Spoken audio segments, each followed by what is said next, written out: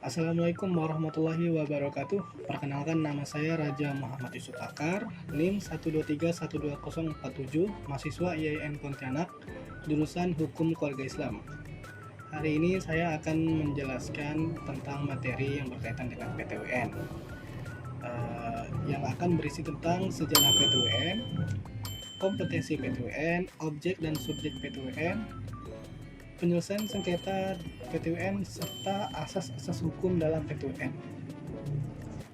Sebelum merdeka, di zaman Hindia Belanda, kita mengenal prinsip bahwa pemerintah tidak bisa digugat di pengadilan biasa.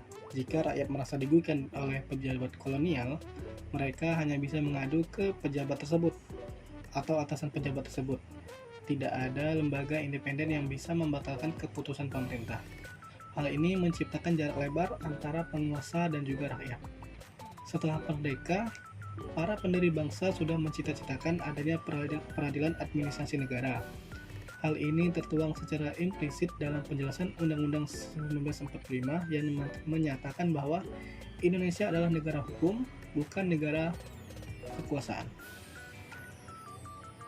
Titik terang muncul di saat disahkannya Undang-Undang Nomor 14 1970. Undang-undang ini secara tegas mengamatkan perlunya 4 lingkungan peradilan di Indonesia: peradilan umum, peradilan agama, pengadilan militer, dan juga peradilan tata usaha negara. Inilah dasar hukum pertama yang mengakui eksistensi PTWN, meski secara fisik lembaganya belum ada. Setelah melalui perdebatan panjang di DPR selama 16 tahun, sejak 1970, akhirnya lahirlah Undang-Undang Nomor 5 tahun 1986. Inilah akta kelahiran PTWN. Pemerintah diberi waktu masa transisi selama 5 tahun untuk menyiapkan sarana, prasarana, dan tenaga hakim. Tepat pada 14 Januari 1991, melalui Peraturan Pemerintah Nomor 7 tahun 1991, PTWN secara resmi mulai beroperasi di seluruh Indonesia. PTWN memiliki 2 jenis kompetensi yang harus dipahami agar tidak salah mengajukan gugatan. Yang pertama, kompetensi absolut. Ini berkaitan dengan kewenangan jenis pengadilan. PTWN hanya berwenang mengadili sengketa yang timbul dalam bidang tata usaha negara antara orang atau badan hukum perdata dengan pejabat TUN. Contohnya, jika kamu menggugat surat pemecatan sebagai PNS, itu urusan PTWN. Tapi jika kamu menggugat tetangga karena tidak bayar hutang, itu urusan pengadilan negeri. PTWN hanya mengadili sengketa melawan surat sakti dari pejabat. Lalu yang kedua adalah kompetensi relatif. Berkaitan dengan wilayah hukum, gugatan harus diajukan ke PTWN yang wilayah hukumnya meliputi tempat kedudukan tergugat atau pejabat yang mengeluarkan keputusan tersebut. Contoh, jika pejabat yang mengeluarkan surat keputusan tersebut berkedudukan di Jakarta Timur, maka kamu harus mendaftarkan gugatan ke PTWN Jakarta, bukan PTWN Bandung. Objek dan subjek PTWN. Siapa dan apa yang dibawa ke pengadilan? Yang pertama, subjek. Subjek atau para pihak terdiri menjadi 2, yaitu penggugat atau tergugat. Penggugat sendiri yaitu seseorang atau badan hukum perdata yang merasa kepentingannya dirugikan oleh suatu PTWN. Lalu tergugat yaitu badan atau pejabat TUN yang mengeluarkan keputusan berdasarkan wewenang yang ada padanya.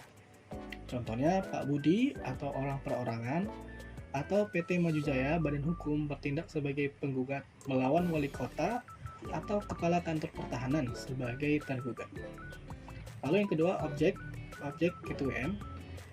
Sesuai pasal 1 angka 9 nomor 51 2009, objeknya adalah keputusan tata usaha negara PTWN, yaitu suatu penetapan tertulis yang dikeluarkan oleh pejabat TUN yang bersifat konkret, berwujud dan tidak abstrak, individual, ditujukan kepada para pihak tertentu, final, sudah definitif dan menimbulkan akibat hukum.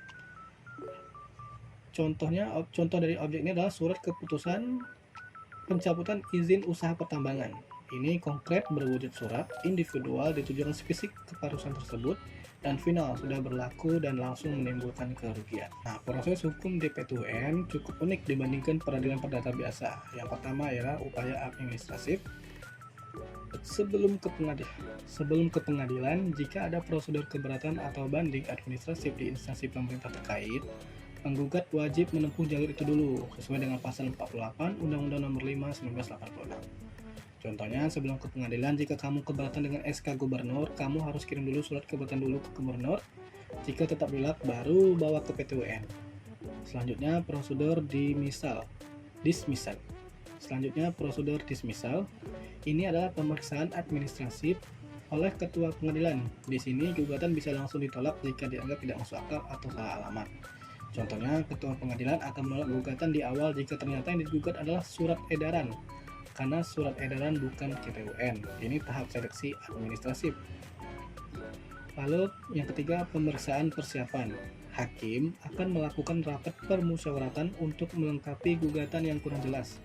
Posisi penggugat biasanya lebih lemah dalam akses informasi dokumen negara. Contohnya, hakim melihat gugatanmu kurang jelas poin kerugiannya. Di ruang tertutup nanti, hakim akan memberikan saran. Jadi kayak nanti hakimnya akan bilang, poin ini harus diperjelas agar kamu bisa memprosesnya. Lalu yang keempat, sidang terbuka. Kutip pembacaan gugatan, jawaban tergugat, replik, dan duplik. Jadi dalam persidangan itu akan terbuka. Lalu pembuktian, menggunakan sistem verbatis atau pembuktian bebas. Alat buktinya adalah surat tulisan, keterangan ahli, keterangan saksi, pengakuan para pihak, dan pengetahuan hakim. Contohnya, Pak Budi membawa sertifikat tanah asli, bukti surat, dan menghadirkan saksi ahli hukum agraria, keterangan ahli, untuk membuktikan bahwa SK pejabat tersebut salah prosedur. Lalu yang keenam adalah putusan. Hakim bisa memutuskan gugatan itu dikabulkan atau ditolak atau tidak diterima. Contohnya, hakim memutuskan gugatan dikabulkan. Hasilnya, SK pencabutan izin usaha tadi dinyatakan batal dan pejabat wajib memulihkan hak perusahaan tersebut. Untuk menjaga keadilan, PT-UN memegang beberapa asas utama. Yang pertama, asas praduga resmetik. Setiap keputusan penguasa harus dianggap sah secara hukum sampai ada putusan pengadilan yang membatalkannya. Artinya, gugatan tidak otomatis menghentikan pelaksanaan keputusan pemerintah. Contoh, meskipun kamu sedang menggugat SK pembongkaran bangunan di PT-UN, Satpol PP secara hukum tetap boleh membongkar bangunan itu karena SK tersebut dianggap sah sampai hakim memutuskannya batal, kecuali ada penetapan penundaan dari hakim. Lalu asas yang kedua, asas dominus litis atau hakim aktif. Hakim berperan aktif memimpin persidangan dan mencari kebenaran material karena ada ketidakseimbangan kedudukan antara rakyat dan pemerintah. Contoh, dalam sidang, penggugat atau rakyat kecil yang mungkin tidak tahu dokumen rahasia di dinas pemerintah, hakim bisa memerintahkan tergugat atau pejabat untuk wajib mengeluarkan dokumen tersebut di persidangan demi keadilan. Asas ketiga adalah asas erga omnes. Putusan PT-UN berlaku bagi siapa saja, bukan hanya bagi pihak yang bersengketa. Jika suatu SK dibatalkan, maka SK itu batal bagi semua orang. Contoh, jika PT-UN membatalkan SK pengangkatan seseorang, pejabat karena cacat prosedur, maka pembatalan itu berlaku bagi seluruh warga negara, bukan hanya bagi si penggugat saja. Pejabat tersebut otomatis kehilangan statusnya bagi siapapun. Yang keempat atau yang terakhir ialah asas sidang terbuka untuk umum. Menjamin transparansi agar tidak ada main mata di balik meja. Kenapa harus terbuka? Nah, sesuai asas sidang terbuka untuk umum, siapapun termasuk kamu boleh masuk ke ruang sidang tersebut untuk nonton. Tujuannya supaya nggak ada main mata atau kong-kali-kong di balik meja antara pejabat dan hakim. Semua harus transparan. Nah, jadi itulah penjelasan dari saya mengenai PT-UN. Semoga bisa membantu dan bermanfaat bagi teman-teman semua. Mungkin sekian saja dari saya. Assalamualaikum warahmatullahi wabarakatuh. Terima kasih dan sampai jumpa.